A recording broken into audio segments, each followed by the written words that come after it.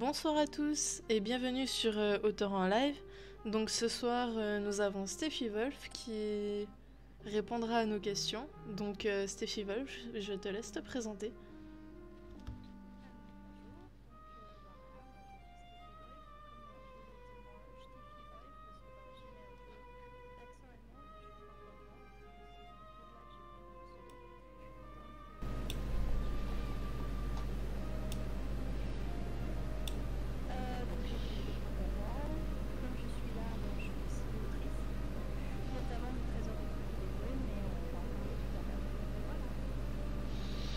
Alors Foxy, est-ce que là tu nous entends maintenant?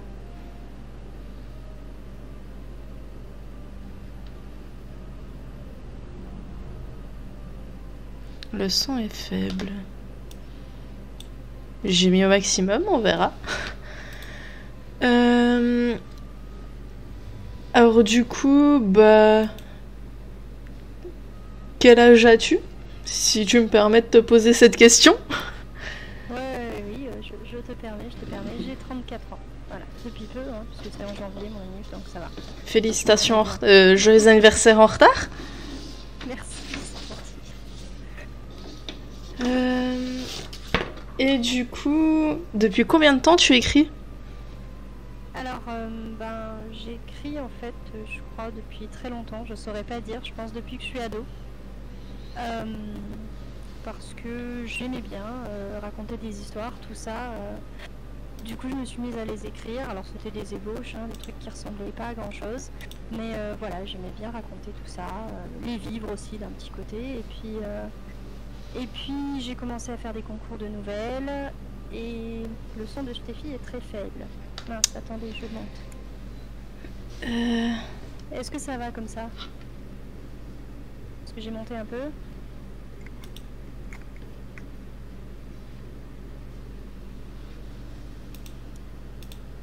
J'attends. Ah bah là, ça m'a complètement coupé, je crois.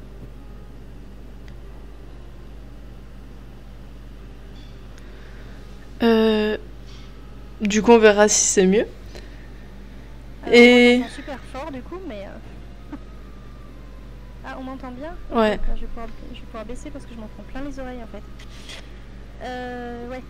Et du coup... Je disais, j'ai commencé à faire des concours de nouvelles un peu et... bon, mais genre juste comme ça parce que ça me donnait un thème et voilà.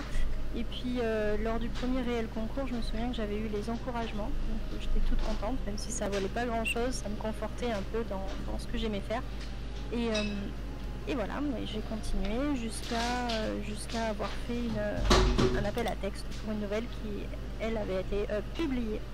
Ouais, la caméra est en frise, j'ai vu ça. Oui.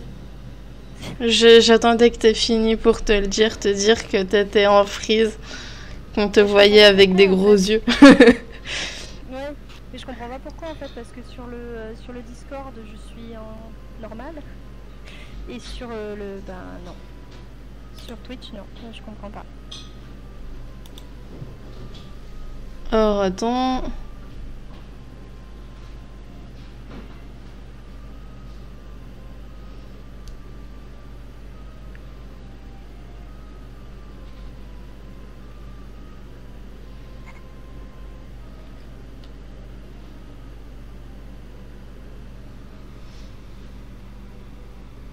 Je pense pas que ça vienne de chez moi, non, le problème de connexion. J'ai la fibre, donc normalement il n'y a pas de souci. Mais on a dû la redémarrer juste avant. Foxy dit au pire on t'entend, c'est pas grave. Ouais, je vois ça, je suis sur le chat en même temps, donc t'inquiète, je surveille.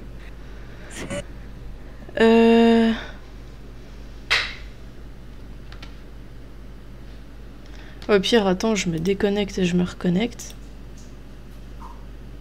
Ah, on te revoit. C'est bon, on te revoit. Donc on va continuer. Je me revois aussi. Désolée pour... Et du coup, qu'est-ce qui t'a donné envie d'écrire? Qu'est-ce qui m'a donné envie d'écrire? Je pense le fait que j'aimais bien me raconter des histoires. Voilà, d'un côté, j'étais fille unique du côté de ma maman, parce que les parents sont séparés. Et en tant qu'enfant unique, on est bien obligé de se raconter des trucs et de s'inventer des histoires à vivre. Du coup, c'est ce que j'ai fait. Et puis, il faut dire aussi que je suis pas une grande lectrice, mais voilà, j'aime bien lire. Ben, à un moment donné, je me suis dit, vas-y, tente quelque chose, quoi. Enfin, en dehors des petits trucs que je pouvais écrire comme ça, vite fait, sur un coin de table ou sur un coin de clavier. Voilà. Donc en fait, l'envie d'écrire, c'est juste l'envie de raconter des histoires, je pense. Et du coup, pourquoi avoir choisi Sud-Arène comme maison d'édition? En fait, une fois que j'ai eu fini mon premier roman, donc le Trésor du peuple des Brumes, enfin le premier que je voulais éditer, bien sûr, j'ai commencé à chercher un peu des maisons d'édition qui éditaient des choses similaires à ce que je venais d'écrire. Et j'ai cherché, ma foi, plutôt aussi dans le sud, en fait, parce que je suis originaire de Provence et où j'y vis encore, donc je me suis dit, s'il y en a dans le sud, j'aimerais bien y tenter là. Et puis je suis tombée sur Sud-Arène Édition après avoir lu un livre de Sud-Arène. Enfin, j'en avais lu plusieurs, mais là c'était le dernier en date et je me suis dit, ouais, franchement, ça c'est plus ou moins dans la même veine que ce que j'ai pu faire. Du coup, je tente ma chance. Alors bien sûr, je le tentais ailleurs aussi, mais comme j'avais dit dans mon mail, voilà, étant du sud, je préférais Sud-Arène et j'étais bien contente en fait qu'il m'ait répondu de façon positive. Et du coup, il y a Foxit qui demande quel livre? Ah, quel livre? Alors, au singulier ou au pluriel? Donc le dernier que j'ai lu, c'était les Éphérides. Alors, au singulier et au pluriel en même temps. Ouais, je sais. Donc, non, le dernier que j'avais lu, c'était les Éphérides de Cindy. J'ai plus le nom de famille, je suis désolée. Ouais, voilà, les Éphérides, c'est trop bien. Enfin, moi, ça m'avait vachement plu. C'était le premier tome et je me suis dit, ouais, j'ai envie de faire partie de cette maison. Cindy Defosse, voilà, merci. Et voilà. Du coup, ça m'avait bien plu. Voilà. Et avant, j'avais lu La Complainte d'Iwan aussi, donc de Nanette. Voilà. Et puis d'autres livres aussi. Donc, bref, c'était une maison d'édition que je suivais, parmi d'autres, bien sûr, mais étant du sud, qui m'attirait encore plus. Je me répète. Il n'y a pas de souci. Et du coup, quel genre écris-tu le plus? Alors, j'écris le plus de la fantasy fantastique. Donc là, en ce qui concerne le Trésor du peuple des brumes, c'est donc de la fantasy. Dans un monde, c'est-à-dire complètement imaginé. Moi, c'est comme ça que je décris la fantasy, hein, dans un monde qui n'existe pas, que l'auteur crée. Donc voilà, ça j'aimais bien, le fait de créer des choses, même si je me suis servi de codes connus, par exemple au sujet des pirates. Je me suis servi aussi de légendes, donc de légendes germaniques du coup, puisque c'était celle que je connaissais le mieux. Et voilà, et sinon j'aime bien aussi donc le fantastique.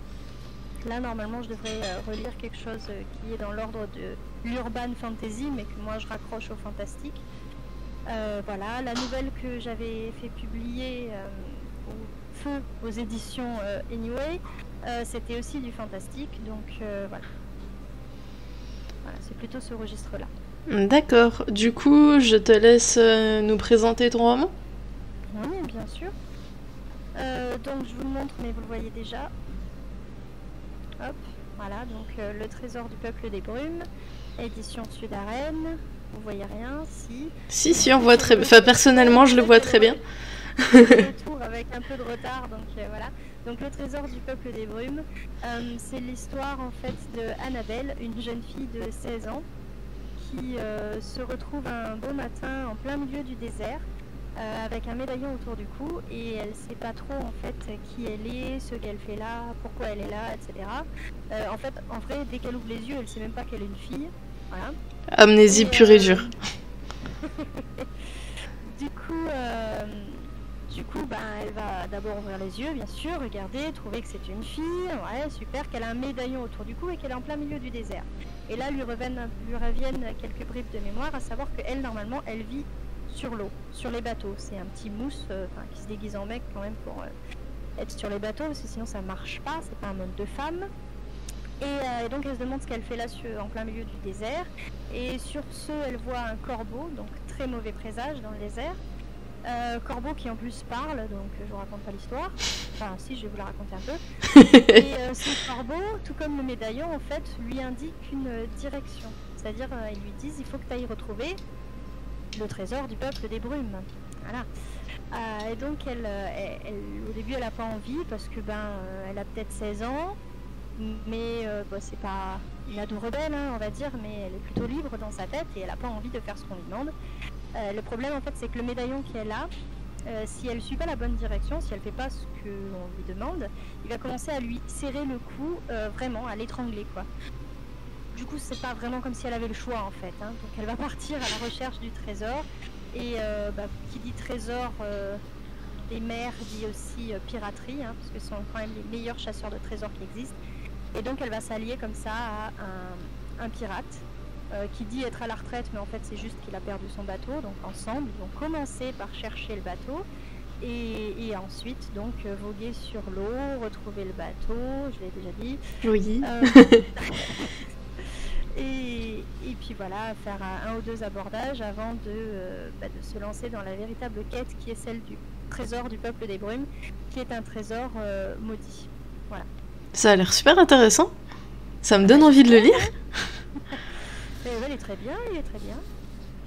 Et tu as mis combien de temps pour l'écrire, sans indiscrétion? Honnêtement, je sais plus trop. Je pense que ça m'a pris une année, c'est-à-dire premier jet, plus réécriture, plus envoi au bêta-lecteur, réception, tout ça. Et donc le temps que j'ai fini de l'écrire, que j'estime que mon manuscrit était complet, alors je l'ai envoyé donc à différentes maisons d'édition, comme je disais tout à l'heure, avec des doigts croisés pour Sud-Arène. Et du coup, as-tu des projets pour 2021? Alors je sais pas si ça passera en 2021, mais oui, donc comme je disais tout à l'heure, je travaille actuellement sur un projet d'urban fantasy. Quand je dis je travaille, en fait j'attends juste le retour de ma dernière bêta lectrice, et pour après faire une dernière relecture en fonction de ce qu'ils m'auront dit, de ce qui va pas. Et ensuite, je compte bien l'envoyer à David Martin, donc l'éditeur de Sud-Arène, voilà, en espérant qu'il accepte ce manuscrit. Et voilà, ça ce serait un peu mon bébé de 2021. Et à côté, comme j'aime bien écrire, j'écris d'autres trucs. Voilà, j'aime bien revisiter les contes, mais ça je sais pas ce que je vais en faire. Voilà, j'aimerais bien me mettre à la dystopie aussi, mais je pense qu'il faudrait que j'en lise d'abord. Enfin, je veux dire plus que ce que j'ai fait. Voilà. Enfin, si jamais tu veux revenir pour parler de ton deuxième livre, tu pourras, y a pas de souci. Hein. Hésite pas. Ouais. Avec joie, il faut d'abord que David l'accepte, mais... Oui. Mais oui. Oui. Et est-ce que tu as un conseil à donner aux personnes qui souhaitent se lancer dans l'écriture? Un conseil, faites ce que vous aimez, mais je crois que ça tout le monde l'a déjà dit en fait, donc ça sert à rien. Alors je vais vous donner attendez, je vais vous montrer un peu comment moi j'écris. J'ai un carnet, je suis fan des carnets, j'ai un bullet journal, j'ai un carnet de lecture. Il est magnifique. Ouais, et voilà. Il a été pris pour le trésor du peuple des brumes, hein, c'est un truc marin, voilà. Et donc dans ce carnet en fait, je marque tout. Je marque, d'abord j'ai un index avec tout ce que je peux faire, voilà. Et donc en fait avec ça je marque quand j'assiste à des conférences et que ça me donne des pistes d'écriture. Donc notamment j'ai assisté à une masterclass de Bernard Werber qui est mon écrivain favori, Over the World, je parle très bien anglais, vous aurez remarqué.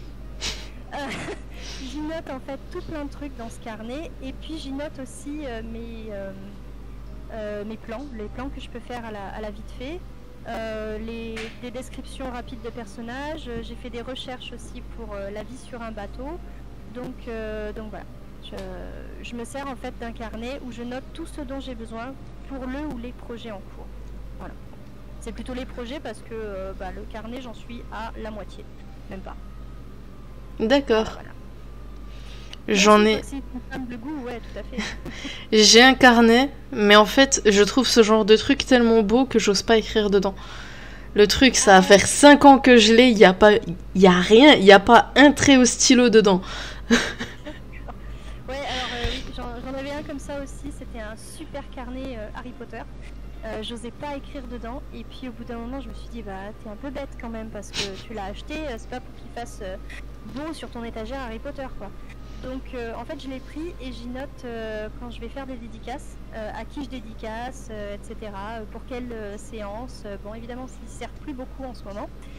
Parce que Bah pourquoi? mais pourquoi hein, franchement. Bah alors, qu'est-ce qui t'arrive? Pourquoi tu fais plus de dédicaces? Non, franchement, mais ne sort pas de chez elle la fille.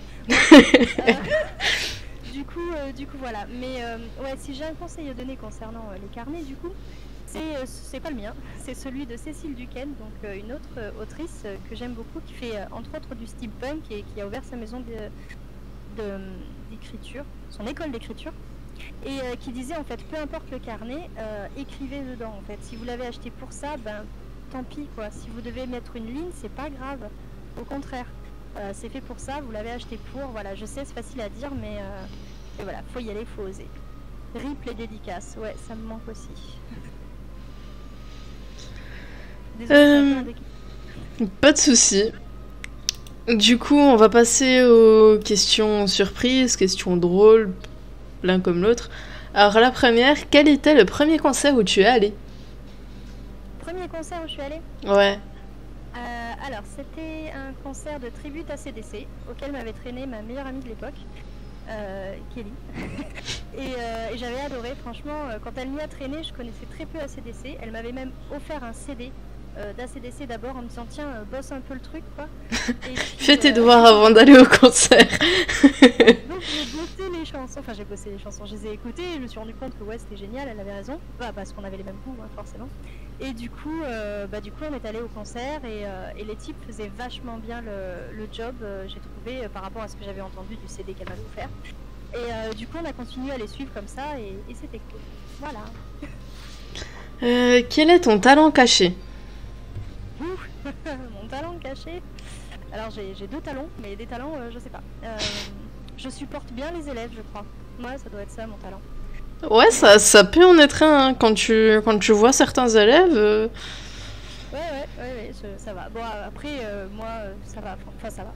C'est des ados, je suis prof en lycée, donc voilà.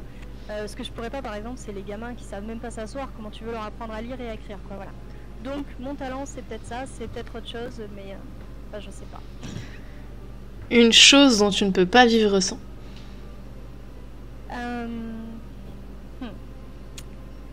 Alors aujourd'hui je dirais ma fille en fait mais c'est pas une chose. Après si tu veux hein, mais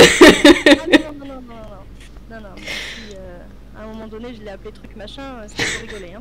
C'est pas une chose, on est d'accord. Bref, non, je pense que ce dont je pourrais pas me passer en fait c'est la lecture, parce que avant d'être autrice je suis surtout lectrice et c'est évidemment lié hein, mais voilà, sans la lecture non, ça passe pas. Ouais. D'accord. Quel est le super pouvoir que tu aimerais avoir?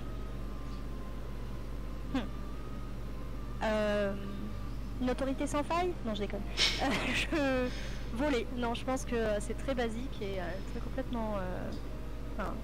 déjà vu des milliards de fois. Mais je pense que voler, ouais, parce que j'aime bien voyager en fait, même si je vais toujours aux mêmes endroits. Je pense que voler, ça doit être cool. J'ai fait une fois le rêve que je volais. Et franchement, c'était génialissime. Donc, ça peut paraître bête et simple de dire ça, mais ouais. Et du coup, j'ai une question. Pourquoi pas la téléportation? C'est moins fatigant? Mais, bah ouais, c'est moins fatigant, mais tu vois moins de paysages en fait. C'est pas faux. Dans un endroit et puis pouf, t'es dans l'autre. Tandis que si tu voles, t'as le temps de voir le paysage défiler sous toi. C'est pas faux. Voilà. Moi, je sais que dans mon rêve, ça m'avait vachement plu. Et si tu pouvais ressusciter un artiste, qui ce serait? Waouh. Ouais, c'est en général, faut y réfléchir un peu. Ouais, j'ai pas l'habitude de réfléchir. D'habitude, c'est moi qui fais réfléchir les élèves, quoi. Donc, c'est compliqué. Je sais pas. Je sais pas du tout. Ça peut être un artiste de n'importe quel art, genre. N'importe lequel. Même un artiste qui date d'il y a ultra méga longtemps, il n'y a pas de souci. Ouais, de toute façon, à partir du moment où on peut ressusciter, bon après il va plus ressembler à rien, mais je dirais Robin Williams quand même. Mrs. Doubtfire, c'était toute mon enfance. D'accord. Donc là maintenant on va dire au revoir au public de YouTube. Alors salut, tchuss, comme on dit chez moi. Enfin, Et le chat, si vous souhaitez poser des questions, si vous souhaitez intervenir dans l'interview, c'est le moment.